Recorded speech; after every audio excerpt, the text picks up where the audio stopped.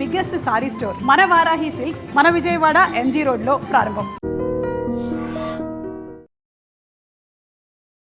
నమస్కారం, welcome to I dream. ధర్మ మార్గం విత్ విజిత కార్యక్రమానికి స్వాగతం.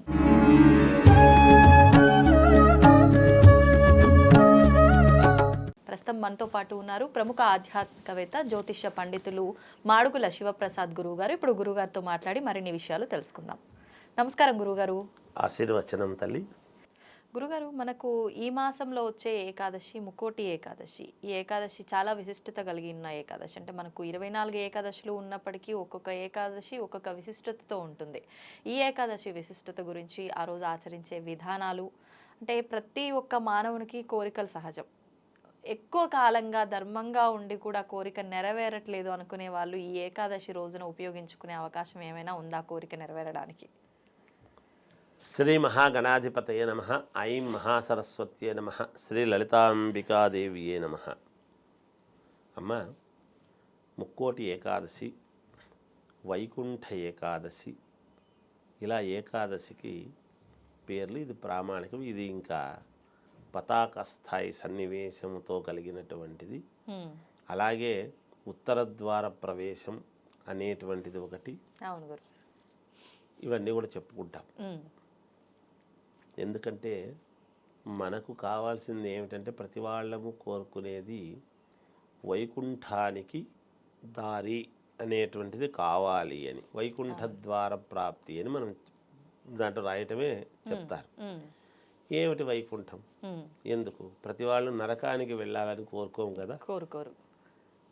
శ్రీ మహావిష్ణువు దగ్గర అయితే ఆయన వైభోగం కాబట్టి నిత్య కళ్యాణం పచ్చతోరణం. ఇప్పుడు తిరుమల చూస్తే అదే వైకుంఠం. కలియుగ వైకుంఠం అని అంటున్నాం మనం. అది కలియుగ వైకుంఠం అనే కాదు, ఇంకా వైకుంఠం వైకుంఠం ఈ యుగంలో మాత్రమే అని మనం అనడానికి లేదు. అక్కడ నిత్య కళ్యాణం పచ్చతోరణము. ఎవరిని చూడు పసుపు పట్టించుకొని లేదా నామాలు పెట్టుకొని గోవిందా గోవిందా గోవిందా గోవిందా అనుకుంటూ వెళ్ళటము, చేయడం, రావటము, జనాలు వెళ్ళేవాళ్ళు వచ్చేవాళ్ళు సంతోషంగా. అక్కడికి పోగానే మనస్సు ఎన్ని కష్టాలు ఉండినా ఆ కొండ మీద అడుగు పెట్టంగానే ప్రతి వాళ్లకు కూడా మనస్సు ఎంత ప్రశాంతత ఉంటుంది. అటువంటి వైకుంఠమే వైకుంఠం. ఎందుకు ఇవి మామూలుగా అంటే ఏకాదశి వ్రతం అని మనకు వ్రతాలు చాలా ఉన్నాయి.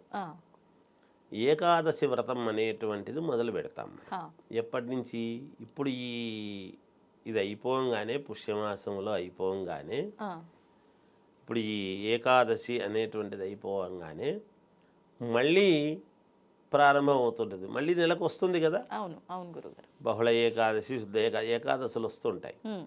ఇలా ఏకాదశులు ఇలా మనము పాటించటములో ఏమిటి అంటే, ఏకాదశి అంటే ఏకాదశి నాడు ఇంట్లో ఎవరు వంట చేసేవాళ్ళు కాదు పూర్వం. ఎవరి ఇళ్లల్లోనూ పొగ వచ్చేది కదా. అప్పుడు కట్టెల పొయ్యి, ఇప్పుడు ఎవరింట్లోనూ ఇప్పుడు కూడా పొగలు రావు అనుకోండి. కట్టెల పొయ్యితో చేసేటువంటి వాళ్ళు కాబట్టి ఎవరింట్లోనూ అబ్బాయి ఈరోజు ఏకాదశి, ఎవరింట్లో చూసినా పళ్ళు పాలు ఇవి మాత్రమే తిని ఉంటారు. అవి కూడా తినరు. ఏకాదశి అనేటువంటి దాంతో ఉపవాసము అంటే ఏమిటి? ఉపవాసం అంటే ఏమిటి అంటే స్వామికి సమీపముగా భగవంతుడికి సంబంధించినటువంటిది పుస్తకం పట్టుకొని చదువుతూ ఉండటము, చెయ్యటం, స్వామికి అనుకూలముగా మనము దానికి సంబంధించిన స్తోత్రాలు ఇంకొకటో చేసుకుంటూ అనుష్ఠానం చేసుకోవటము, దేవతార్చన చేసుకునే వాళ్ళు చేసుకోవటము, ఇలాంటివి స్వామికి దగ్గరగా ఉండి ఉపవాసం అనేటువంటిది ఉంటూ ఏమి తినకుండా మరుసటి రోజు మళ్ళీ దేవతార్చన అంతా చేసుకున్న తర్వాత ఎవరికైనా ద్వాదశి అనేటువంటిది వస్తుంది. ఏకాదశి అయిన తర్వాత ద్వాదశి తాంబూలము అనేటువంటిది ఇచ్చి వాళ్ళకు భోజనం పెట్టి తాంబూలము ఇచ్చి తర్వాత వీళ్ళు భోజనం చేయటం అనేటువంటిది సాంప్రదాయం. ఒక మనిషికి ఎవరికన్నా ఇవ్వటం బ్రాహ్మణులకు ఎవరికో ఒకరికి ఫలానా అనేది ఏం లేదు. అభ్యాగతో స్వయం విష్ణు ఎవరికైనా ఒక వ్యక్తిని పిలిస్తాం. మనం ఏమంటామంటే ఏదో బ్రాహ్మణులకే ఇవ్వాలి అనేటువంటిది చెప్తుంటాం. ఇస్తే పరమ సంతోషం. ఎందుకంటే బ్రాహ్మణు మమ దేవత. ఎందుకంటే భగవంతుడు నడిచి రాడు. ఒకటి భగవంతుడికి నిరంతరము అర్చన చేసేటువంటిది, పూజలు కార్యక్రమాలు చేసేటువంటిది బ్రాహ్మణులు కాబట్టి బ్రాహ్మణులకి ఇస్తే దేవుడికి ఇచ్చినట్టు సంతోషం. అందుకని బ్రాహ్మణులకి ఇవ్వడం జరుగుతుంది. ఇచ్చినప్పుడు ఒక మంత్రం ఉంటుంది, అది చదవటం. నేను స్వీకరిస్తున్నాను, నువ్వు ఇస్తున్నాను, నేను స్వీకరిస్తున్నాను అనేటువంటి అది చెప్పటము. ఎందుకంటే బ్రాహ్మణుని యొక్క అధీనము మంత్రము, మంత్రాధీనం దైవము, మంత్రాధీనం అని, మంత్రం బ్రాహ్మణాధీనం అని. ఇదో ఈ ఉదాత్వాలు అనుదాత్వాలు ఏత్వాలు ఎలా పలకాలనో అలా పలుకుతాడు సుష్టుగా, పద్ధతిగా అనేటువంటిది ఉంటుంది. కాబట్టి తప్పులు వలకుండా చెప్తారు బ్రాహ్మలు అనేటువంటి అది. అందుకని ఇవన్నీ కూడా ఏదో ఒకదానికొకటి లింకు అలా ఇచ్చి వాళ్ళు సంతోషంగా ఏదో ఆ రోజు భోజనం చేయటం అంటే భగవంతుడికి మేము ఇచ్చుకున్నాము అని ఆత్మతృప్తి. మనకు ఒక తృప్తి ఎప్పుడు వస్తుంది? మానసికమైన తృప్తి ఎప్పుడు అంటే ఏకాదశి వ్రతం అయిపోగానే ఒక తాంబూలం ఇచ్చినాను, అబ్బా సంతోషం అని. మనకు మంజునాథ సినిమాలో కూడా ఈరోజు ఎవరు రాలేదే భోజనం పెట్టడానికి అని వెతుకుతూ ఉంటాడు. ఇవన్నీ ఆచారాలు ఎక్కడి నుంచి వచ్చినాయంటే శాస్త్రాల్లో ఉన్నవే, అందుకనే అలా చూస్తారు. దైవం మానుష రూపేణాడు. భగవంతుడు ఎప్పుడు కూడా శంకు చక్రాలు గద పట్టుకొని రాడు, ఇంకొక మనిషి రూపంలోనే వస్తాడు. వీళ్ళని చూద్దాము పెడతారా పెట్టరా అని అలా వచ్చి తినిపోవడం అనేది జరుగుతుంది. ఇలా పాటిస్తూ ఈ వైకుంఠ ఏకాదశి అనేటువంటి రోజు ఉత్తర ద్వారము గుండా స్వామిని దర్శనము చేసుకుంటే మనకు సంపూర్ణమవుతుంది ఈ ఏకాదశి వ్రతం. ఇలాంటి ఏకాదశులు, ఏకాదశి అంటే ఏమి? 11. జీవితంలో ప్రతి వాళ్ళు ఒక 11 సంవత్సరాల పాటు ఏకధాటిగా దీన్ని ఒక ప్రామాణికముగా పెట్టుకొని చేస్తారు. అంటే వచ్చే 24 ఏకాదశులు 11 సంవత్సరాలు చేయాలా గురుగారు? వరుస అంతే కదా, దాని అర్థమే అది. ఏదో 1 సంవత్సరం చేస్తాను, 2 ఏళ్ళు చేస్తాను అనేది కాదు. ఏకాదశం అంటేనే ఏకాదశ వార రుద్రాభిషేకం అని మనం ఎందుకు చెప్తున్నాం? అది 11 సార్లు 11 సంవత్సరాల పాటు ఏకధాటిగా ఎక్కడా అడ్డంకి రాకుండా వీళ్ళు గనక జీవితంలో 120 సంవత్సరాలు మానవుడి యొక్క ఆయుర్దాయం యొక్క ఇదైతే 11 సంవత్సరాల పాటు చేయడం ఏం పెద్ద సంగతి. అలా ప్రతి సంవత్సరము ఇలా ఉపవాసం ఉండి ఏకాదశులు ఇలా వచ్చే వైకుంఠ ఏకాదశికి ఇలా మామూలుగా వెళ్ళి స్వామి దర్శనం చేసుకుంటూ చెందుతూ వస్తున్నారు అంటే వాళ్ళ జీవితము మోక్షము అని శాస్త్రములో ఉండేటువంటి మాట. ఇక ఇప్పుడు ఈ వైకుంఠ ఏకాదశి రోజు మనం ఏమి పాటిస్తే మంచిది, ఏం చేసుకుంటే మనకు నిజంగా మేలు జరుగుతుంది, అంతే కదా. ఇంకా కోరికలు మీరు అన్నట్టుగా ఏవో కోరికలు ఉంటాయి. ఇది ఒక్కో మనిషికి ఒక్కో రకమైన కోరిక.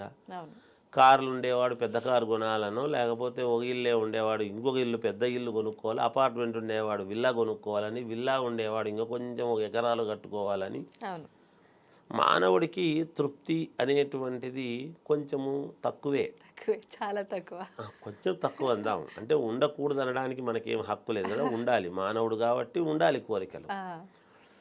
అలా వాళ్ళ కోరికలు నెరవేర్చుకోవాలి అనేటువంటివి కొన్ని అయితే, ఇంట్లో కొంచెం పిల్లలకు కావాల్సినటువంటి ఉపకృతులు కావచ్చు, వివాహాలు కావచ్చు, ఉద్యోగాలు కావచ్చు, అనేక రకాల కోరికలు ఏవో ఉంటాయి. ఇంట్లో పిల్లలకు సంతానం గురించి కావచ్చు. దైవం కదా భగవంతుడు, అందుకని ఏ దైవము ఎటువంటి వరం ఇస్తాడో కనుక అందరికీ మనం మొక్కుతాం. గణపతి దగ్గర నుండి ప్రతి దైవము, ప్రతి దేవాలయం, ప్రతిదీ ఒక గుడి అనేటువంటిది పెట్టుకొని ఏ పుట్టలో ఏ పాము ఉందో, అన్ని పుట్టల్లో ఒకే రకమైన పాము ఉండదు కదా, ఏ పాము మనకు అనుగ్రహం ఇస్తుందో, ఏం జరుగుతుందో అనేటువంటి దీంతో ఈ ఏకాదశులు వచ్చినా ఇంకొకటి వచ్చినా ప్రతిదీ కూడా మనము ప్రామాణికముగా మనము ఏదో మొక్కుకొని మనం అనుకూలంగా చేసుకొని ముందుకు వెళ్ళాలి అనేటువంటి తాపత్రయంతో మనం చేసుకుంటాం.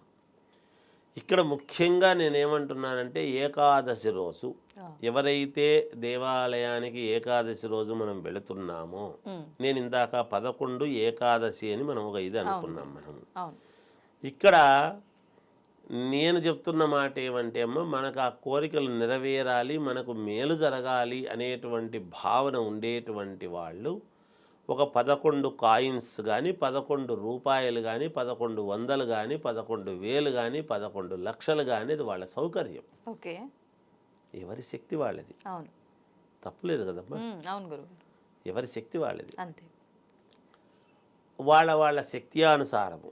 ఒకవేళ కాయిన్స్ అయితే సమాజంలో ప్రతి వాళ్ళు చేసుకోగలిగినటువంటిది అవును కదా. అవును ఈ 11 కాయిన్స్కు నిజానికి కాస్త గంధము బొట్టు పెట్టి ఉమ్, ముందు రోజు ఏకాదశి కంటే దశమి రోజు ఓకే ముందు రోజే కాస్త అమ్మవారు లక్ష్మీదేవి యొక్క పూజ అనేటువంటిది ఏది తొగలపాకులు ఉమ్, 3 తొగలపాకులు 2 వక్కలు ఆ, దాంట్లో ఈ 11 కాయిన్స్ పెట్టి గంధం పెట్టి బొట్టు పెట్టి ఉమ్, ఆరాధన చేసి ఆ తోలపాకుతో సహా మరుసటి రోజు ఏకాదశి రోజు ఈ తాంబూలాన్ని తీసుకువెళ్ళి ఉమ్, ఆ తాంబూలము 2 వక్కలు 3 తోలపాకులు పక్కన పెట్టి ఉమ్, ఆ 11 రూపాయలు ఆ హుండీలో వేసేయడం ఓకే ఓకే భగవంతుడికి ఆ, చేసుకుంటే మనం ఏమి ఇచ్చినాము భగవంతుడికి అనే దాన్ని బట్టి మనకి ఇవ్వాల్సినటువంటిది ఇస్తాడు.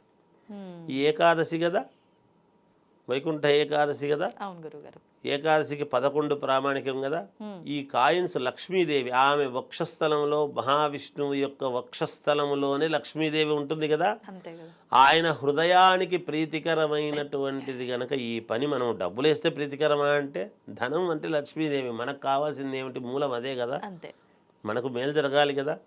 ఒక 11 కాయిన్స్ మనస్ఫూర్తిగా లక్ష్మీదేవి అష్టోత్తరము ముందు రోజే చేసి పెట్టుకొని, ఉమ్, లేదు అదే రోజు పొద్దున్నే తెల్లవారుజామునే చేసి ఆ, దైవం దగ్గరికి వెళ్ళి క్యూలో నిలబడి ఆ క్యూలో నిలబడినంతసేపు వేరే వేరే మాటలు కాకుండా ఆ, మహాలక్ష్మీదేవిని విష్ణుమూర్తిని స్మరిస్తూ వెళ్ళి ఆ తోలపాకులు అవన్నీ దాంట్లోకి వేయనీరు కాబట్టి అవి పక్కన పెట్టి కాయిన్స్ అందులో వేస్తే వీళ్లకు ఖచ్చితముగా మేలు జరుగుతుంది అని నా భావన.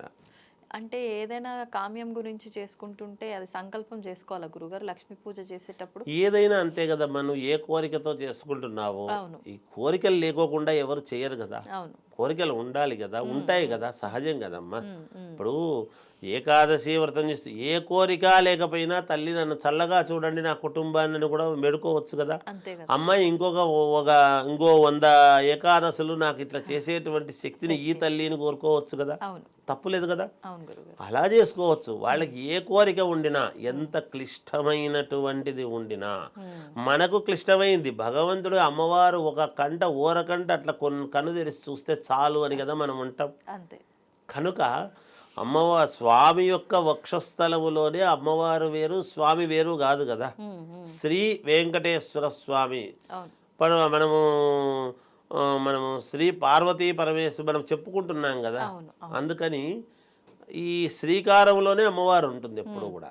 అందుకని అక్కడ మనం ఇది నేను ఎందుకు చెప్తున్నానంటే అమ్మ 11 కాయిన్స్ అనేటువంటి పదం తీసుకోవడానికి ఏమిటంటే ఉమ్, ఉన్న వాళ్ళకైనా లేని వాళ్ళకైనా ఈజీగా అందుబాటులో ఉండాలి. వాస్తవం గురుగారు. ఎందుకంటే ప్రతి వాళ్ళు చేసుకోగలిగినటువంటిది ఉండాలి. విన్న తర్వాత అయ్యో మేము చేసుకునే స్తోమత లేదే అనుకునేటట్టుగా ఉండకూడదు.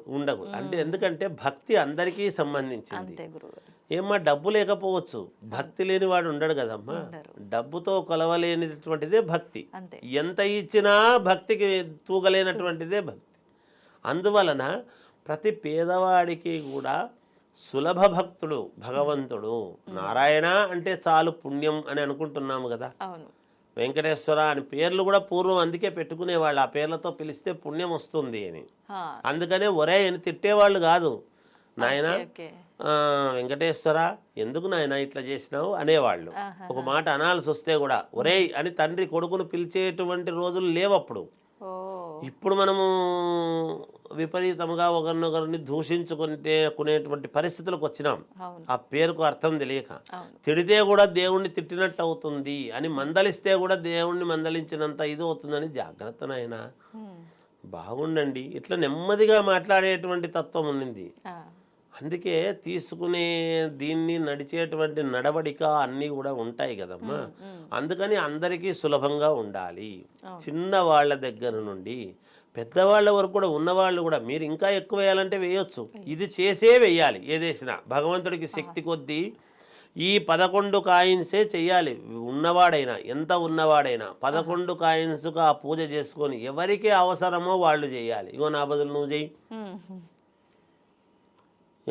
మనకు నగ ఒకరికి కొనుక్కుంటే నా బదులు నువ్వు వేసుకోపో అని చెప్తారా? లేదు, నాకే కావాలనుకుంటున్నాను కదా. అందుకు ఎవరికి సమస్య మనస్ఫూర్తిగా ఉంటే, ఎవరి పిల్లలకు మనస్ఫూర్తిగా ఉంటే వాళ్ళు వాళ్ళ కోసం చేసుకోవటము చాలా ఉత్తమమైనటువంటి మార్గము. ఇది వాళ్ళే చేసుకోవాలి, ఎవరికి వాళ్ళే. ఓకే. ఆ చేసుకుంటేనే పుణ్యం. అలా చేసుకుని ఇప్పుడు భార్యాభర్తలు ఇద్దరు ఉంటారు. మీరు అడిగేదాన్ని బట్టి నాకు ఇంకో అనుమానం వస్తుంది. నేనే అనుకున్నా. ఎందుకంటే మరి ఇద్దరు కలిసి చేయాలన్నా భర్త కోరిక వేరు, భార్య కోరిక వేరు కదా. ఎవరికి వారే ఇద్దరు కలిసి ఇద్దరు ఏకోన్ముఖంగా ఒకటే కోరిక కోరుకోవాలి. ఓకే. నాకు బిజినెస్లో వేరే కష్టం ఉంది, నేను వేరే కోరుకుంటాను, నువ్వు ఇది కోరుకో నేను అది కోరుకుంటానంటే కాదు. ముందు నీ ఇంటి సమస్య తీర్చుకో.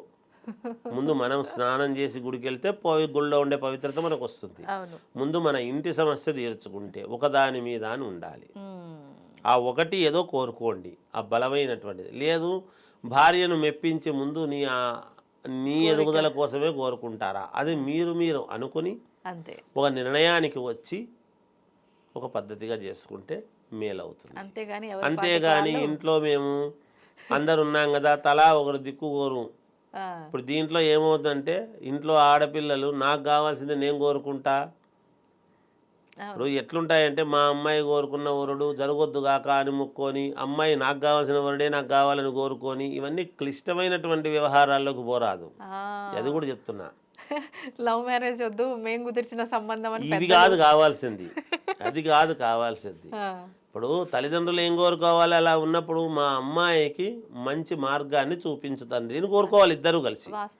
ఒక తాటి మీద ఉంటే పనులు నడుస్తాయి. అందుకే ఇంట్లో నలుగురు చేతికుండే 4 వేళ్ళు ఏకోన్ముఖముగా మనం పిడికిలి బిగిస్తే ఒక పని అనేది జరుగుతుంది, ఒక పని చేయగలుగుతున్నాం. మనం పెన్నుతో ఒకటి రాయాలన్నా సంతకం పెట్టాలన్నా కూడా ఇవన్నీ ముడుచుకొని బలాన్ని ఇవ్వగలిగితేనే పెడతాం. ఇవన్నీ తెరుచుకొని బలాన్ని పెన్ను మీరు సంతకం చేయండి ఇట్లా తెరిచి మూసుకుంటేనే మనం సంతకం పెట్టగలుగుతాం.